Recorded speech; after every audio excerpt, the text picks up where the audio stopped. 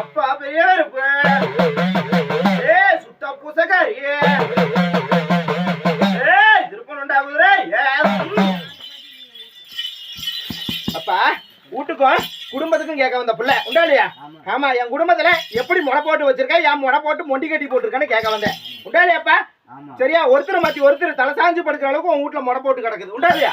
அதை திருப்தி பண்ணி கொடுக்கணும். அதே மாதிரி செய்யற தொழில மீடாத்தி கொடுத்தாமி என் பிள்ளைங்களுக்கு ஒரு நல்ல வழி வெட்டி கொடுன்னு கேட்க வந்தேன். உண்டா இல்லையா? என் பிள்ளைக்கு நல்ல சுத்தம் கொடுக்கணும். அதே மாதிரி என் முள்ளா வாழ்க்கை நிரந்தரப்படுத்தி கொடுன்னு கேட்க வந்தேன். சரியா? இன்னைக்கு அலங்கோலத்துல கிடக்குது என் பட்டி, அதை சரி பண்ணி கொடு. எல்லாமே அலங்கோலத்துல பிரிவினையா போயிருச்சுடா.